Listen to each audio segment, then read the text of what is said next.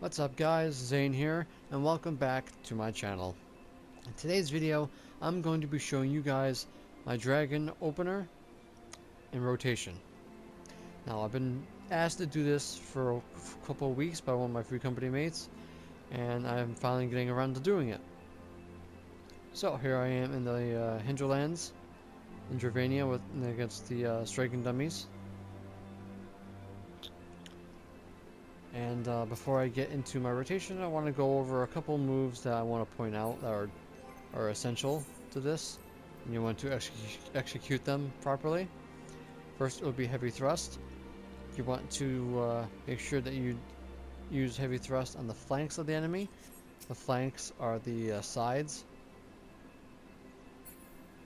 So, heavy thrust has a potency of 100, but 170 when done from the flank.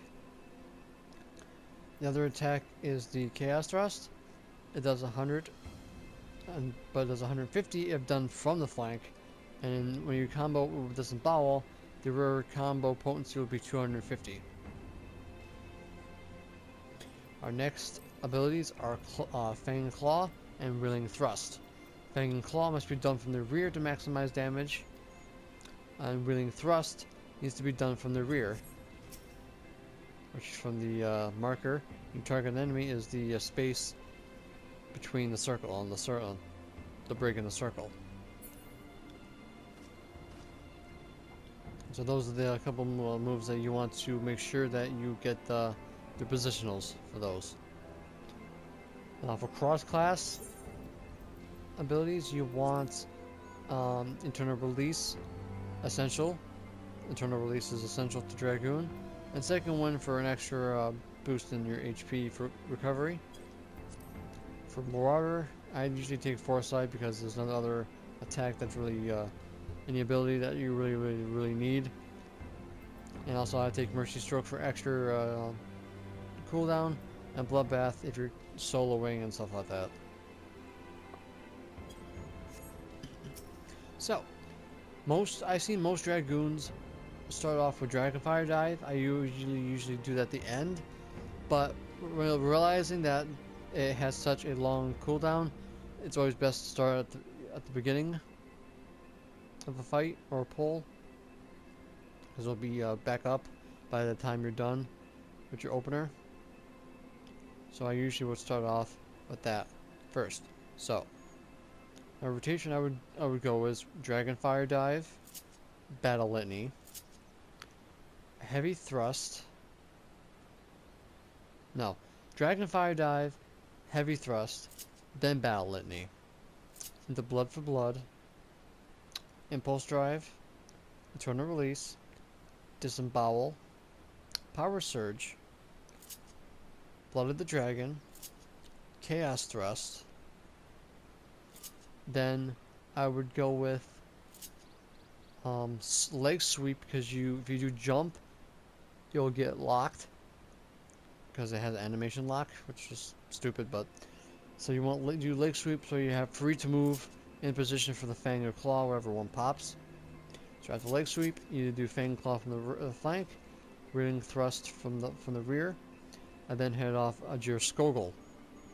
After Jir Skogul, I usually do Phlebotomize. Then I would go into my jump. Then I would go into my True Thrust, into Spine Shatter Dive, into Vocal Thrust, the Life Surge, and then finish it off with my Full Thrust. And then I would go into Fang and Claw or Wheeling Strike, depending on what pops. And Jir Skogul if it's over 20 seconds, then hit Jir Skogul again. And then you go back to renew your Heavy Thrust. And then you continue on doing your combos. Now, I'm pretty sure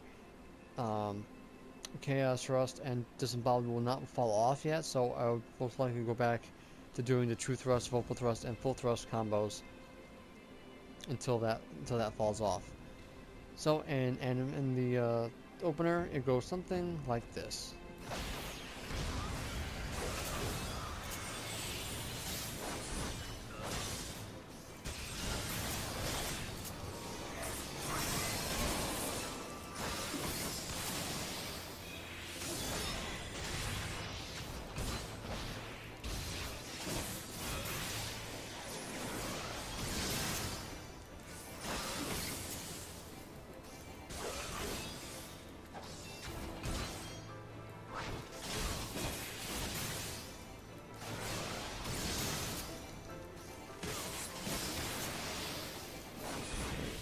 Chaos Thrust and Disembowel will fall off, so reapply.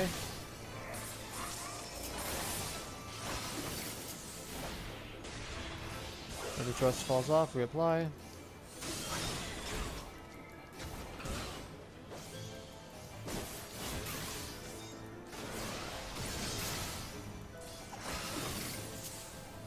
Blood of the Dragon's almost up, so I gotta go into that next.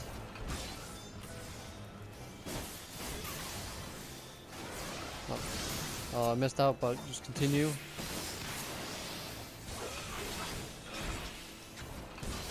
Let's get it on the way back.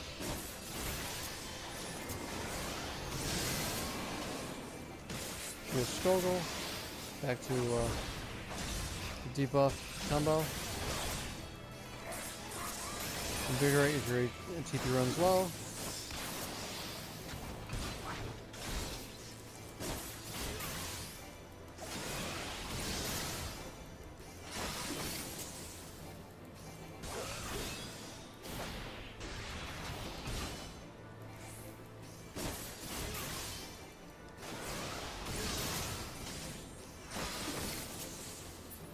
And pretty much keep going and use whatever comes off cooldown, weave it into your combos, and always keep an eye on your Blood of the Dragon and Battle Litany. Battle Litany has the most time reset on it, so it's gonna take a really long time for that to come back. But make sure you keep an eye out on Blood of the Dragon. It's always good to repop it, so you guys don't keep going and because sometimes Geostruggle does not become available because it doesn't go over 21 seconds. So always keep an eye on Blood of the Dragon. Now, I want to point out Invigorate. Now, Invigorate has, let's see, Invigorate has 120-second cooldown timer.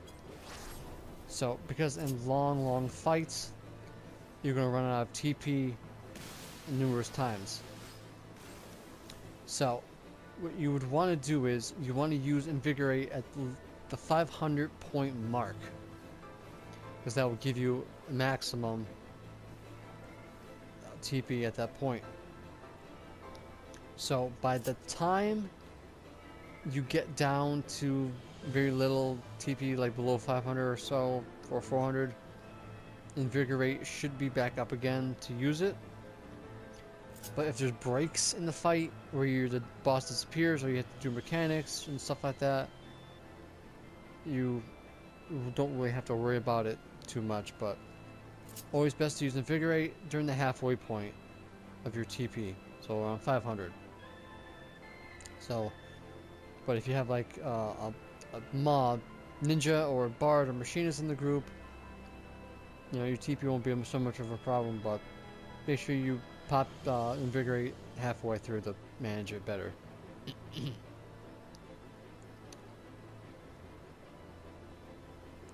And in a raid situation, Mercy Stroke won't really come in handy until like the very end.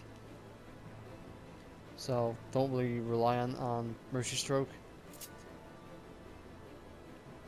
So yeah, that's basically my dragon opener and my rotation. Like I said again, it's not the most optimal, but it for me it gets the job done. I've been using it for quite some time, and hopefully you guys can copy it, use it, and hopefully it'll become yours.